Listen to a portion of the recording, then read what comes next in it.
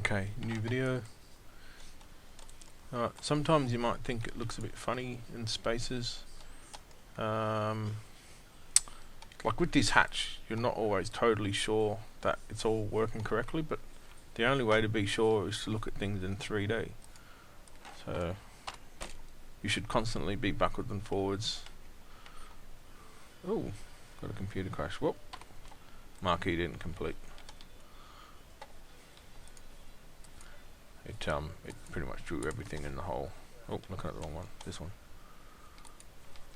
It did everything in the whole file. Good thing there's not too much in here. Now, if you have a look at it, there's some things there that it hasn't quite done correctly. Just this is me. This is my drawing. You can see that this. I didn't continue that all the way to the wall. But there's a thing is, this is on layer 10. Right, layer 10 is hidden from the floor plan. So I'm going to put this back where it's supposed to be, which is against the wall. And you can see there's a section of counter here that is also on layer 10. Now the reason is because it doesn't look right in the floor plan. At some point or another, it stuffs up the way it draws it in the floor plan. So what I've just done now is I extended that bit of counter. Right, so the one that's hidden from the floor plan is this one, and that should be on layer wall. This is on layer 10, and that's on layer wall. You can see the layers changing. This is on layer 10. That's on layer wall. So now you can see there's too many lines here. It's messy. But when you go into floor plan, you can see it's clean. The lines are clean. And then this line here is supposed to be. Looks like I've got to fix something on the. It's clean. There's all those extra lines that you would normally see just aren't there. But when you look at yours, let's go have a look at yours. When I zoom into this area, it's just like, not sure, it's completely.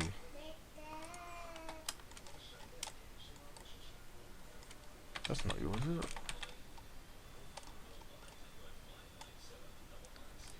Yeah, it is.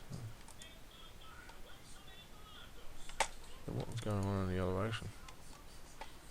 That's cut short there. What is that? What's that? And what's that? What's going on there? What are we looking at?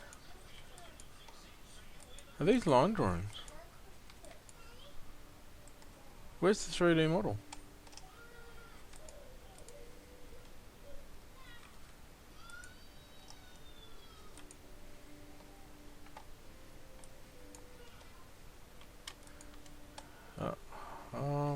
I'm not actually sure what you've done here. See, you look at what this is. This is where is it?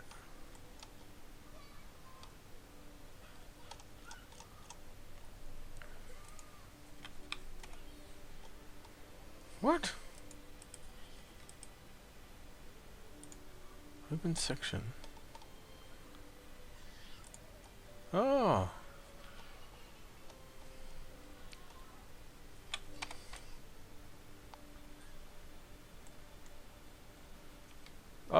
I'm not sure what you've done here. You've done it in this one? Okay, well, that's a big no-no, that one. That's a... Or here. What have you've copied... You've gone to this section here, copied this, Control C, you've gone into this one, and pasted it. That's what you've done. Why would you do that? Actually a little bit mind boggled with that one. Yeah, that's interesting. I won't delete that. The elevations you should be working from. That explains why that elevation 1 wasn't called elevation 1. You've started a new elevation and you've lost the old one. You didn't just grab this one like this or the other one and just position it on the plan.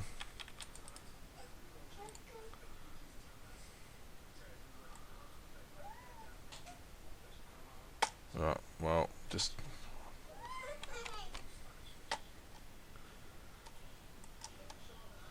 yeah, look, don't do that, because what happens if the client comes along and decides to reduce the counter by however much, even if it's that much, and then you go back into this other elevation that you've created there with the one that you created, that doesn't change because you've copied and pasted whatever it is into there. You need to keep everything hunky-dory, and the idea is that you do the minimal amount of work. You do know that in Archicad you don't need to do any line drawings at all to achieve the same result. So very interesting, that one. I think I might have to.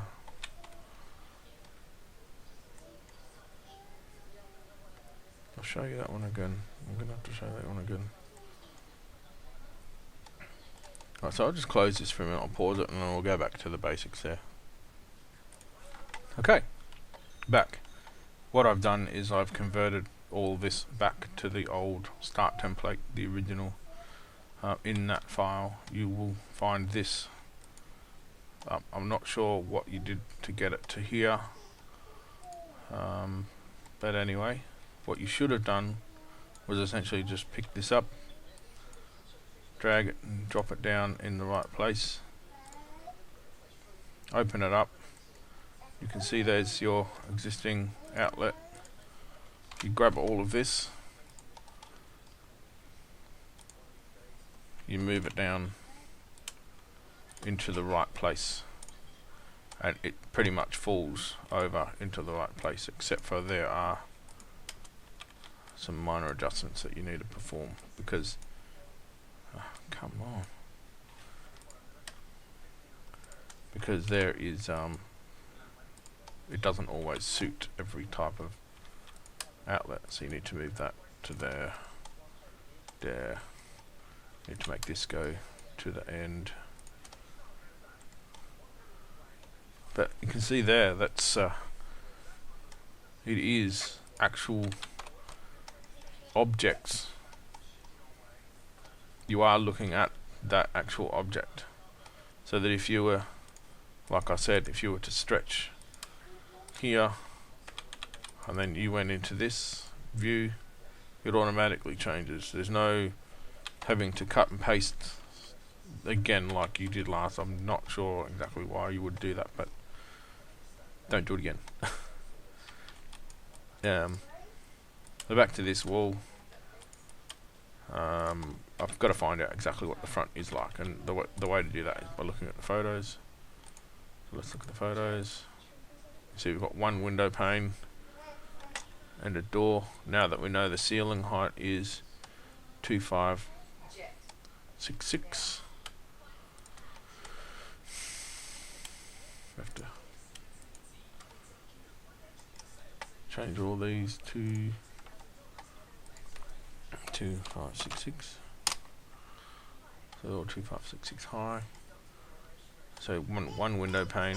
Don't have a dimension for it, but if you look at the photos, you can roughly scale it.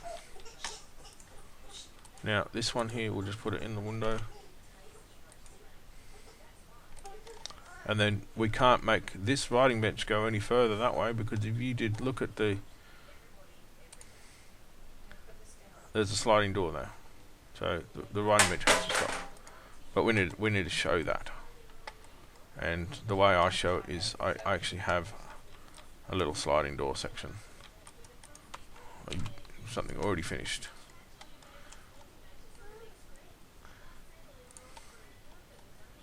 And just move the text into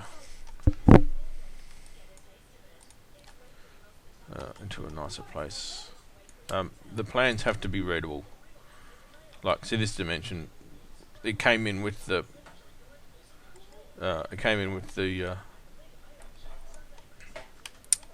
when we brought over the TATS outlet, but you need to place it somewhere where it's actually still readable. Now this is the one that we brought in from over here, right? So it's just pretty much just drag and drop into there, and it's all finished. But the thing is, once you get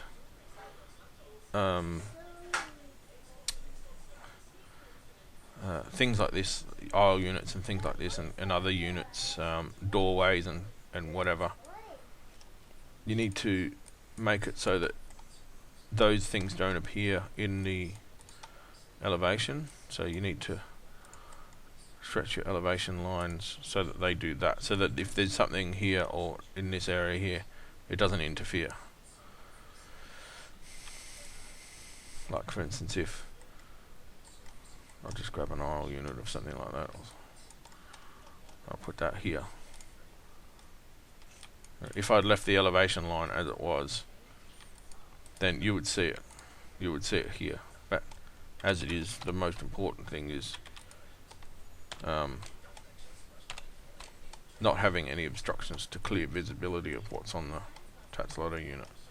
Alright, this unit here, we did it before, but let's quickly move this over.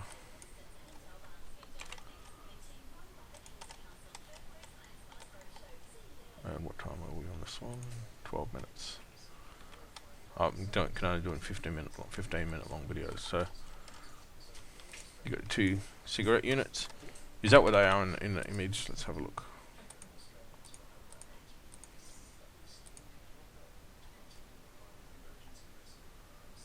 There's no cigarette units there at all. Where's the cigarette units? Well, so there you've made a mistake. You've put cigarette units there when there's actually not. But okay, so existing cigarettes. Oh yeah, but you still have to look at the photo. It says it on the plan, but you still got to look at the photo. And there's no cigarettes there. There's just a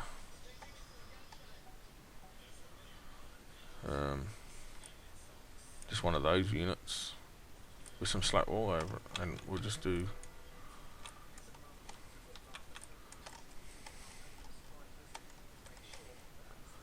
that here.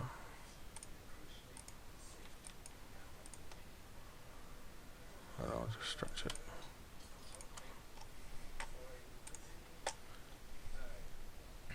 Covered assembly. Make it 4. Whatever, okay. And then what I can do here is I might be able to upsell it a little bit. Don't do this all the time.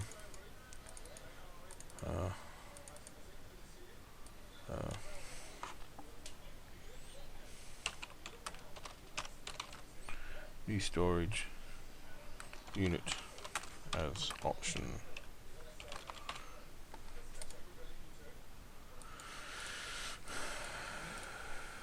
I guess this one was a bit confusing because it was a bit all over the place. Normally they're a lot cleaner, and if you see your other one, the other news agency that I sent you, it's a lot clearer. But you're going to get ones that are just absolutely terrible, like just trying to understand and read them and work out what's going on in those scenarios. That's a job for us because we're professionals, we're draftsmen. We've got to work out what is going on, and that's the breaks. That's what happens when you're a draftsman. Alright, So yeah, I'm pretty close to doing to where you were, and didn't quite take 4.5 hours. I'll pause this video.